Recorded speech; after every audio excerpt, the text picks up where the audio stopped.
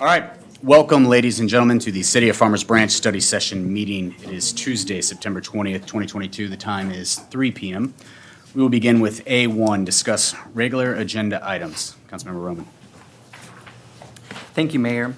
I just have a few questions. So, starting with H5. Let's see. I had a question about whether the townhomes that are going to be built in this area are going to, what the effect on the PID is going to be. Oh, okay. I'm sorry, you said PID, and I think I can help with that one. So, good evening, good afternoon. Cheryl Evans, Jones, Director of Finance.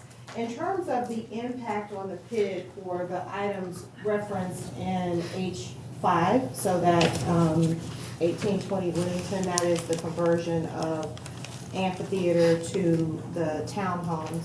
Basically, what will happen is, just like how you have this H3 item that's on the agenda now for the adoption or the review and approval of the Mercer Crossing Service and Assessment Plan, when those properties are converted to townhomes, each one of those uses of property has a different assessment within the PID.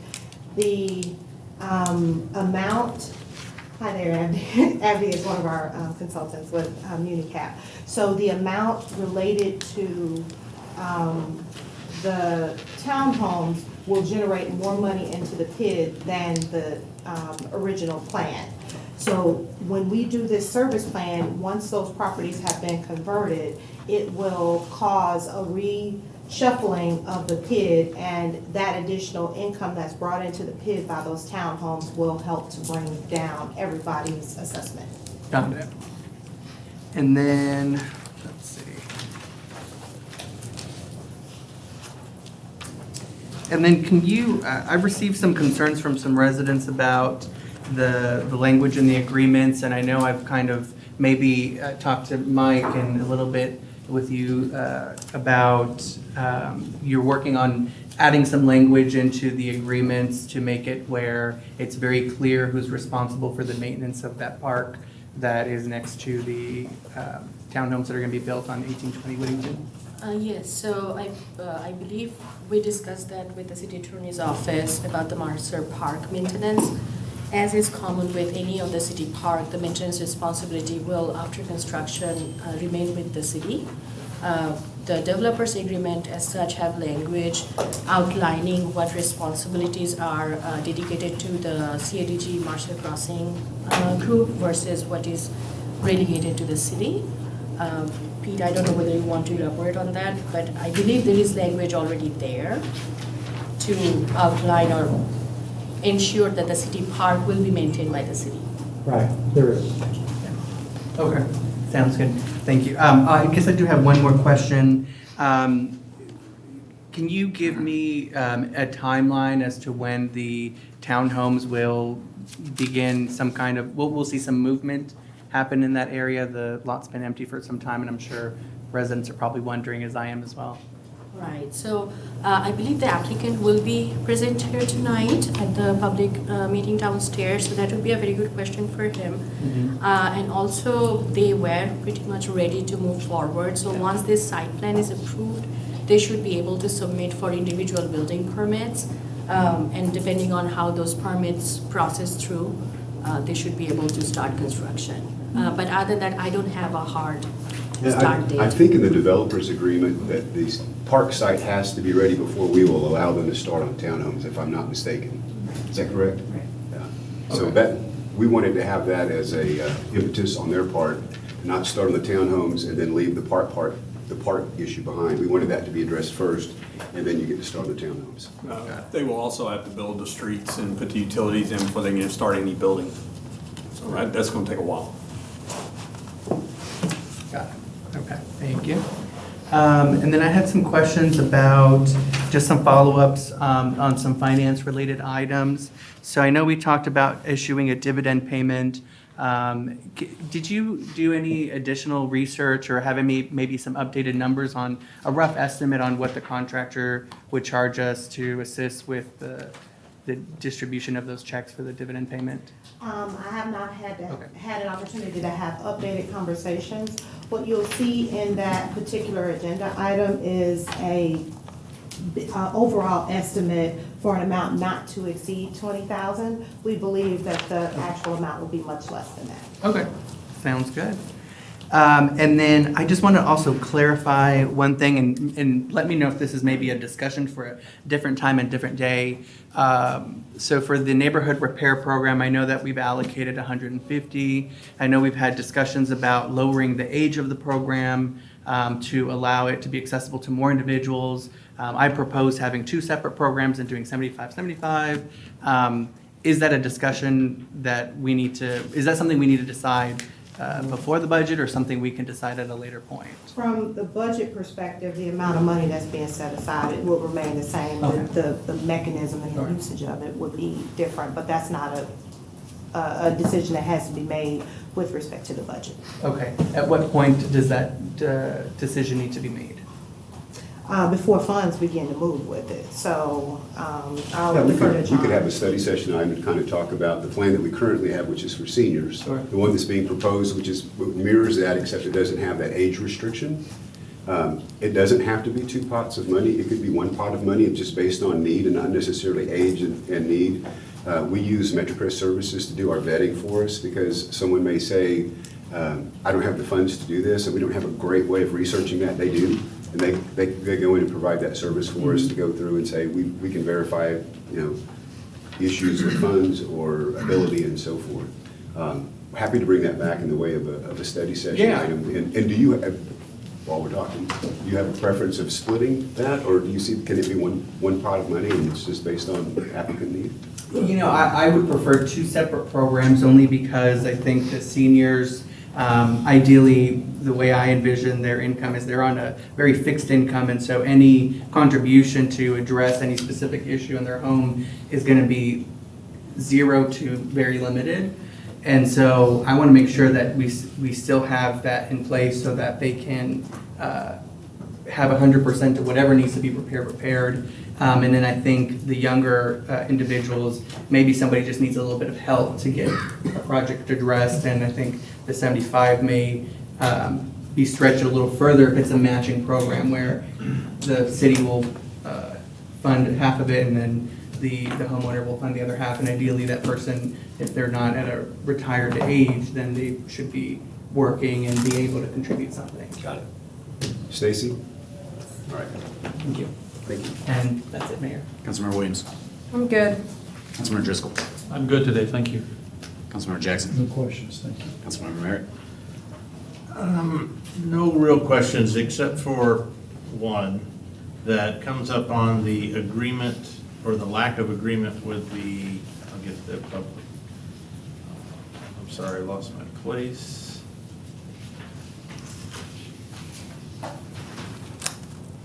Property on Sinlac. They weren't able to agree with their southern neighbor for the ingress, egress. Do we know why? Yes, so originally they had provided us a letter of intent when we last time brought this in front of you. However, later the southern property owner, I believe, asked for more improvements to be done on their Okay, property. Then that's reason enough not to go that route. Fair enough, thank you very much. That was my only question, Mayor, thank you. All right. Next, A2, receive a biannual update from the Sustainability Committee. Mr. Regal.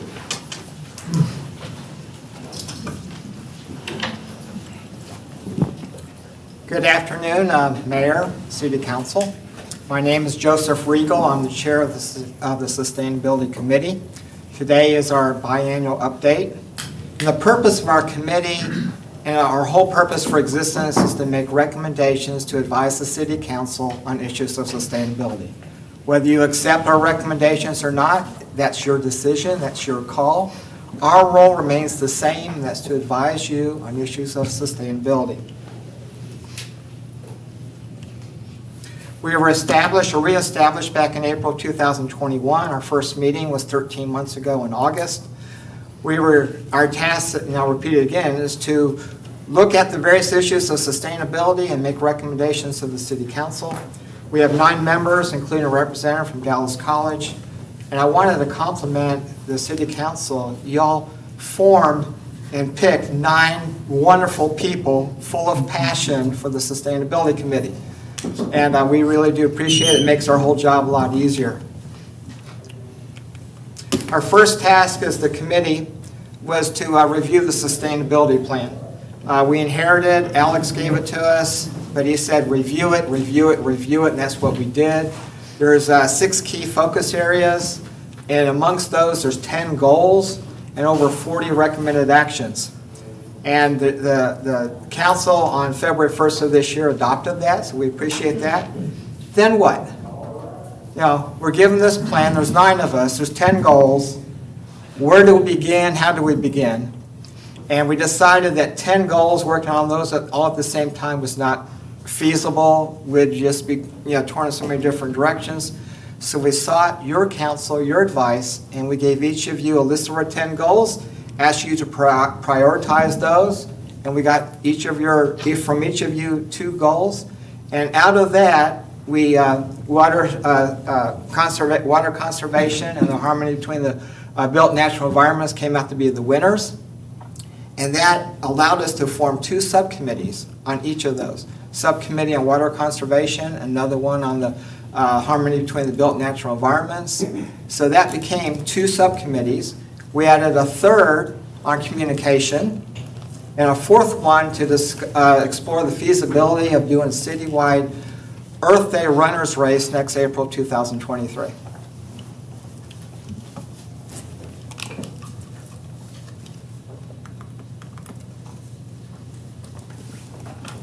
There we go.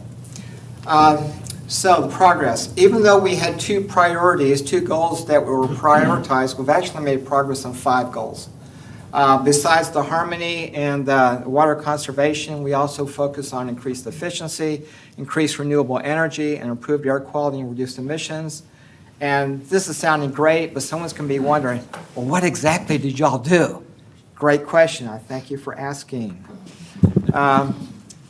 Solar Switch Program, this was a recommendation to the City Council. Y'all approved that. And what this is allows the citizens to form a buying group to install solar panels on their homes at a reduced rate because of the power of having a group. We have 270 people that signed up, 44 people that actually have paid a down payment to go forward. Average savings would be about $4,000 per person.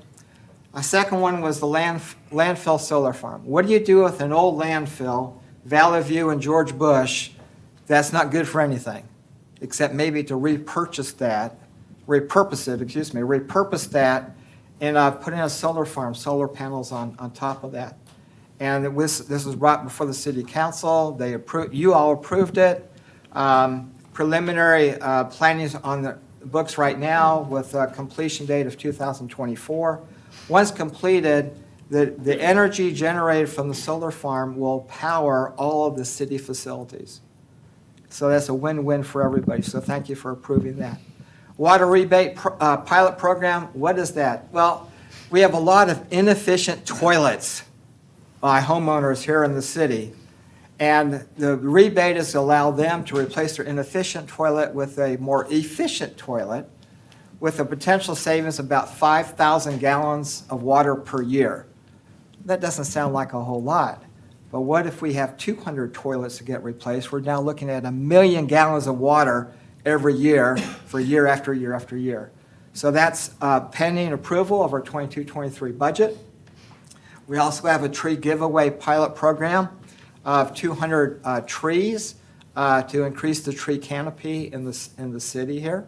That's also included in the budget. You've also asked us to investigate and explore rain barrels. This was a couple city council meetings ago. We've done our research and we've given our recommendations to neighborhood services.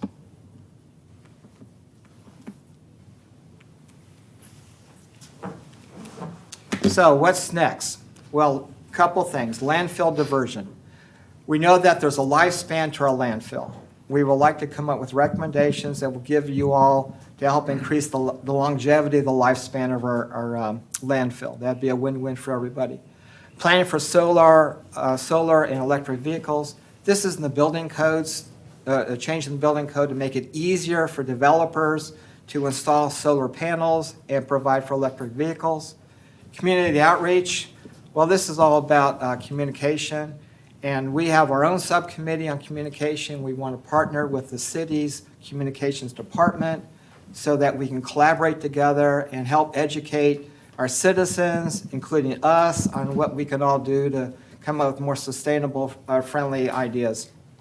Light pollution. If you come out at night, there's a lot of lights on everywhere in the city. And many of these are necessary, some maybe not. If we could come up with a balance to reduce the amount of energy being expended towards the lighting and everything. Well, I'll keep talking. As well as there's a lot of migratory birds that fly around, and not all of them make it simply because of all the lights and everything. Thank you very much. Let's see here. From the beginning? Yeah, okay, thank you. Thank you. Okay, so that's something on our radar. And the last one is environmental purchasing policy. Instead of just looking at price when city staff order something, but look at, are there sustainable, friendly ideas associated with that product that could be used also? And just in closing, thank you for creating our committee. Again, like I said, we have 9 passionate people, really excited, and we're here to advise you. Are there any questions? Mr. Riegel, thank you very much for your presentation and your leadership on this committee. You guys have done some tremendous work since being reinstated, and just Yes. want to commend you on that. And so we look forward to seeing what you have in the future. But does anyone on council have any questions or comments for Mr. Riegel or the Sustainability Committee? Councilmember Williams. I just have one. I appreciate the presentation, Joseph. It's fantastic. I've had a lot of residents reach out to me about our sustainability initiatives. And so my question is really not for you, but for our communications team.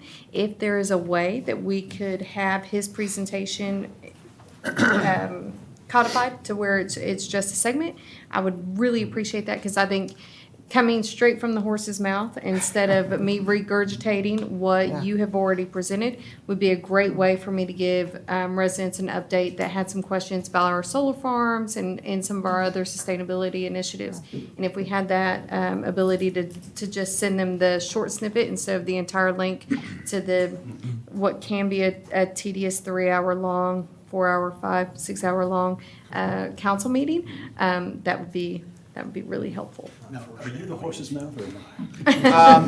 We'll have to decide that later. We do, as you may know, we already have a nice short video on the solar farm. I love that. In English and Yes, Spanish. yes. So we're working on it, and we'd love to do more. Yep. So are you talking about something in the branch Really, bulletin or a video? really with our little, and I know this not just in sustainability, but anytime that we have the presentations by the board, if we could have just those links in a short YouTube or some little clip it, so that they don't have to watch, or I don't have to watch the whole thing and say, go to minute 45.12, and you'll Just the get the update. Just the presentations, because Joseph, there is a big ask out there as far as what we're doing in sustainability, and so I think being able to easily show your presentations, as well as the presentation that y'all presented on the solar farm itself, because that was amazing. Being able to send those links is a quick and easy way for residents to stay updated on what's happening in sustainability. Thank you, Tracy. That's a great idea. Yeah. Great. Councilmember Driscoll. Yeah, thank you very much, Joseph, for the presentation. We've talked a few times about some of these things. I think as we go forward, you look at the environment globally and in the U.S., I mean, all the scientists say we're having more and more weather extremes. And so I think a lot of these things you've outlined just make an awful lot of sense going forward. There are places in the U.S. where they're, rationing water right now. We all know what's going on with the Colorado River, that feeds into millions of homes and businesses and ranches. And we can't control the environment, but we can control what we do in our homes and businesses. So just wanted to commend you and the committee on all your work and hitting the ground running, as you said. And I like that you've narrowed down to kind of 5 or 6 areas to focus on initially. And I have some ideas that I mentioned to you before I'd like to discuss with you and Sustainability Department. But just commend you on your work, and I'd also like to second Tracy's idea. I think those short little quick videos are really excellent, and when people do reach out to us, when we've been here for 5 or 6 hours, we can't remember every detail, or look at all, as she said, and people that are really interested can go and kind of dig in and, watch it a couple of times, and I think that would go also for, say, Parks and Rec Department, when they're discussing, new initiatives, reinvestments in the parks, and the different boards and commissions, just to kind of have a little highlight. And hopefully that wouldn't be too much, because I know some of the boards meet monthly and some meet kind of irregularly or just quarterly. But I think that would be useful in our overall communication strategy. So Thank thanks. you. Okay. Councilmember Merritt? Joseph, you mentioned the Earth Day in April of 2023. I know it's a ways out, but I know there's a lot of planning that goes into that. Could you give us a snippet of kind of what lies ahead or what obstacles you may be encountering in that regard? Well, we have to get approval from the police and come up with a route. The idea is to have a 5K and a 1 mile, 2 races, and just get as many people involved as possible. I can see us having booths all over the place, talking about composting and recycling. Talked to Deb Hull about having the fishing fund there also, so they can promote that. Just be a place where we can talk about sustainability. We can do something with the T-shirts or awards or medals to promote sustainability. A lot of the details need to be worked out, but we're excited about that, and we'll keep everybody posted. Very good. Thank you, and thank you for the presentation. Joseph, I might just throw out there, either the beginning of your race or a stop at your race, we have our brand-new volleyball park, sand volleyball park, with the covered pavilions, which are Okay. amazing. And that may be a way to kind of integrate one of our, one of Newest our attractions. one of our new amenities Okay. as well, All right. so. Okay. Councilmember Jackson? Thank you, Joseph. It's always an enlightening conversation. The Sustainability Committee meetings, those are open to the public, are they not? Correct. Okay. Yeah. I would just encourage anyone from the public to come and enjoy a meeting, because the conversation is always very fascinating to me. I've been to a few of them, and it's just conversations that I don't have every day, right? Some very interesting stuff that goes on, so I want to make that encouragement. With the Camelot landfill, when is that expected or projected to reach its lifespan? Well, I've heard various estimates. Minimum 20 years, maybe longer, depends 20 on. years from now? Yeah. Okay, okay. Yeah, they gave a presentation about 20 to 25 years at the moment. If you go to our most recent annual report, it'll tell you much longer than that. The annual report's a snapshot of how things went that previous year, it doesn't take into account future growth. Will there be parts of it that will close eventually, and it'll gradually be completely closed, or will it just all shut down at once? I mean, do we even know any of that? Shane Davis, Director of Sustainability and Public Health. Typically, what they'll do is they'll close it all at once. Still want to try and keep capturing as much airspace as possible as settlement and decomposition occurs around the landfill. So they'll keep going back and filling the low spots until it's just not worth it. And then pretty much you bring in all your soil, close it all at once. Got it. Or what Waste Management would do right now, so GOP 35, Waste Management's DFW landfill is pretty much closed. They're taking a very small amount just to close parts at a time, so it's kind of slow playing the closure too, for cash flow reasons. Okay. But they're only Okay. taking in a few trucks just to say that they're open and meet their minimum requirements to stay operational. So at the point that Camelot closes, we basically have the same scenario that we had out on Valley View Lane with our existing landfill. That land is unusable. They just have 30 years of monitoring you have to do first before you're totally done with the landfill. So there's 30 years someone has to keep going out there monitoring the groundwater, Okay. monitoring gas production, looking for erosion, mowing the site. So you have 30 years as a city, that's your post-closure requirement. which is one of the financial assurance mechanisms. I'm just thinking along the same lines of the solar farm that we have now, which I think is just a genius, innovative idea on Farmers Branch's part. If we're thinking about maybe replicating that or continuing some plan. Anyways, thank you very much. Okay. One thing I can add to that is that there's going to be an open house on October 15th at Camelot from what, 10 to 1, I think? 10 to 1, I believe. Yeah, it's open to the public. We'd love to have all the city council and anyone else to come out and visit. Yeah, Republic puts that on, not the city. They typically in the past have provided food. Most people have never been to landfill. It's worth their time to go. Most folks are usually very pleasantly surprised with their experiences of landfill versus what they have in their mind. It is in Louisville, so if you need directions, it should be on our website. If not, give me a call and I'll tell you how to get there. We'll make sure it is up though. But yeah, show up to your convenience. They typically have a nice bus or van. They drive you around and kind of point out the different features of the landfill. You know, go to work and face by any means, but you get to see it from afar. It's a good tour. It's one thing to hear about the landfill, it's another thing to see it. Mr. Roman, anything?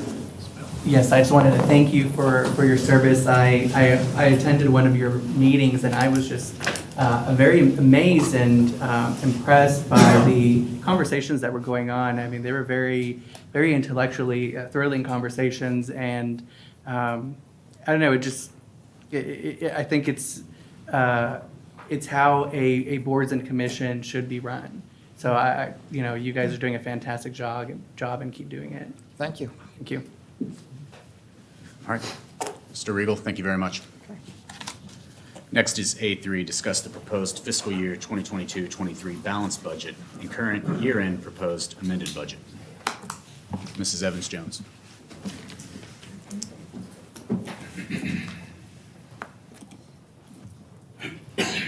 Since I don't want to start with questions. Hello, everyone. I'm Sherelle Evans-Jones, Director of Finance. And it's been 7 weeks since we started this process where we provided the budget to the public and to council. And lots of slide presentations and discussion and gathering of data. And today I stand before you slideless. And just simply to kind of talk you through what has changed with the document since we were together last week. So I'm speaking from the context of our appendix page, because that's kind of the page that summarizes, that's where we spent our time primarily the last time. And you may recall a document that had a bunch of different line items for potential options, and do you want this or don't you want this, or what's your perspective, et cetera. And so my first update is that essentially what happened after that conversation is that those line items that were all listed separate were folded into their respective revenue and expenses. So when you look at the updated budget big publication, it includes those items that were agreed upon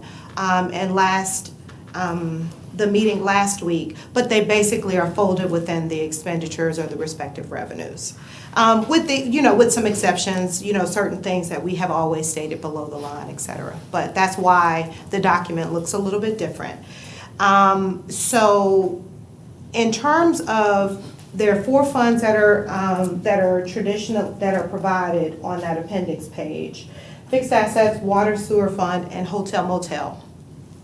I'm talking the bottom line now in terms of the September 30th, 2023, once all of those details that you saw last time were folded in.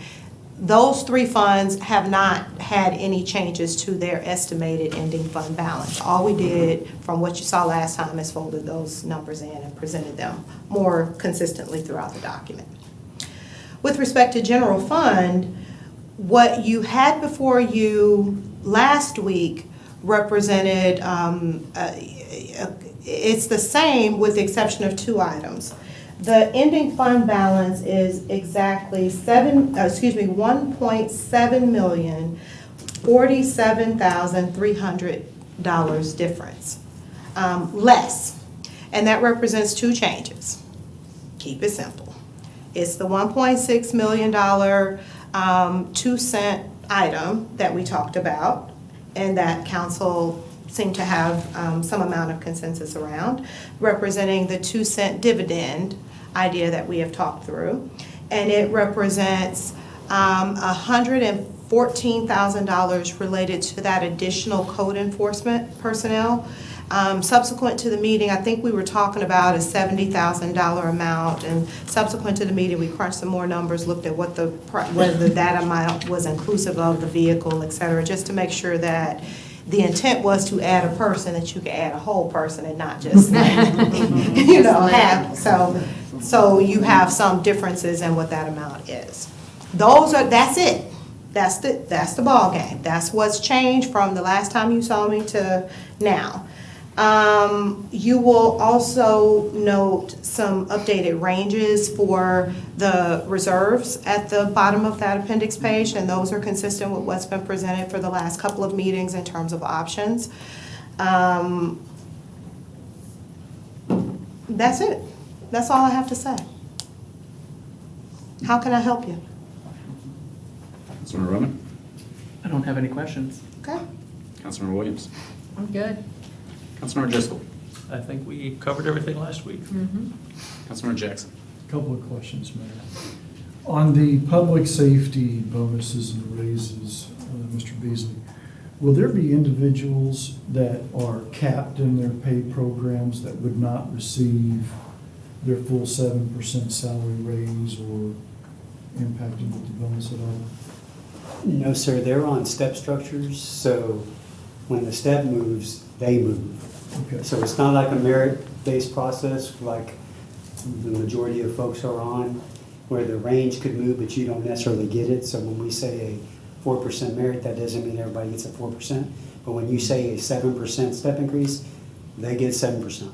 Okay, excellent. So And then for the bonuses, the 2% that we're going to split 1 and 1, what pay is that bonus based on? if I'm following your question, it will be based on, it'll compound. So they'll get the 1% based on their current rate when they move in October, which will be the 7%. So they'll move to the 7%. They'll get a 1% based on that 7%. Okay, and then it'll compound slightly with the next 1% because it'll be on the new rate. Okay. Am I answering your question? Yes, current pay. is really It's what I'm current pay at the time, Okay, yes. excellent. All right, Not that's- today's rate, but current pay at the time. All right, that's all, yeah. That's all I have, Mayor, thank you. Councilmember Merritt?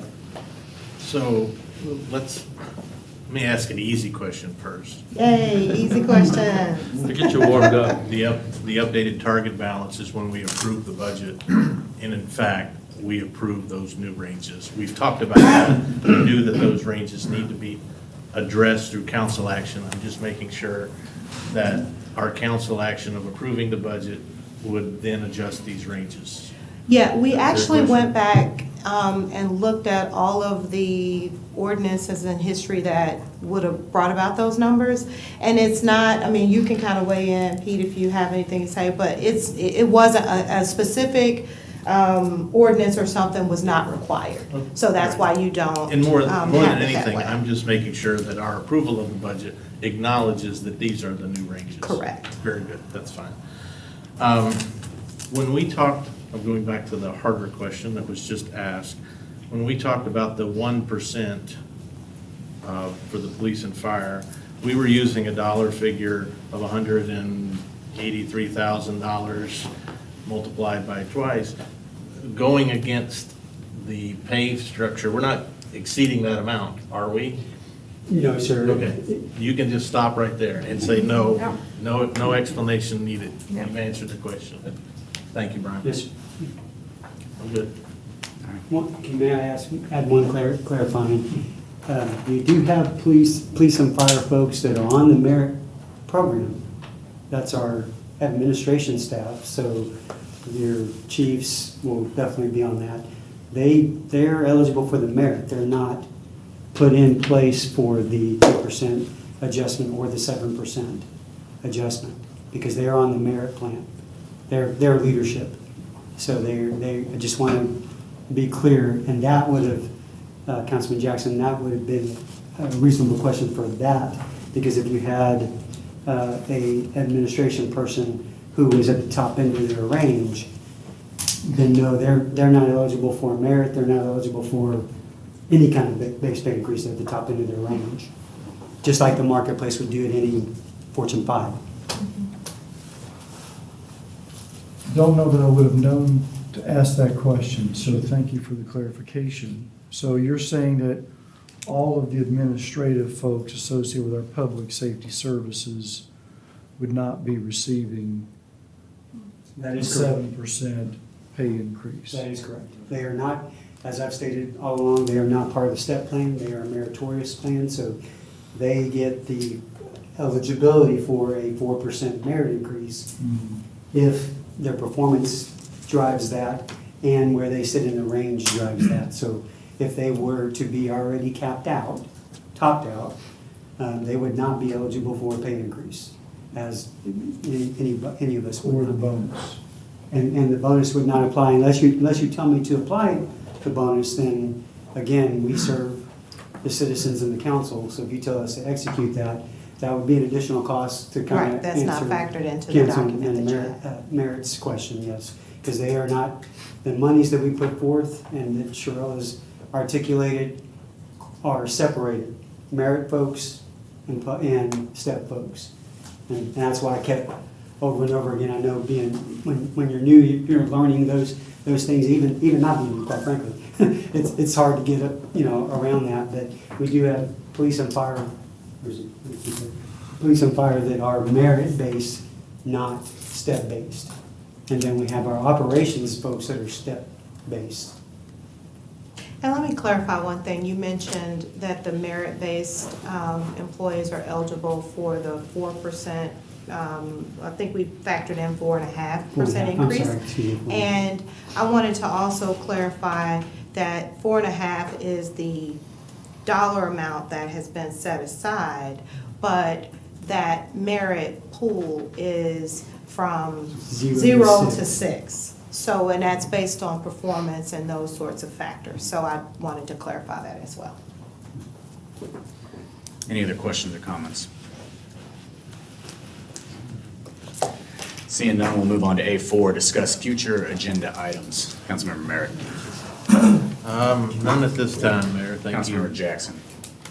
Mayor, a while back, I had asked to be added to this list for the council to discuss an enhancement to our current ethics policy regarding local political endorsements.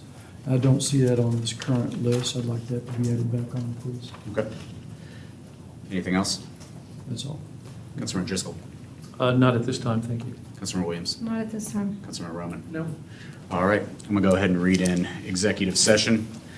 Council may convene into a closed executive session pursuant to Section 551.087 of the Texas Government Code to discuss economic development incentives for Project Macy, to discuss economic development incentives for Project Highway. We will recess and come back into executive session. The time is 3:38 p.m.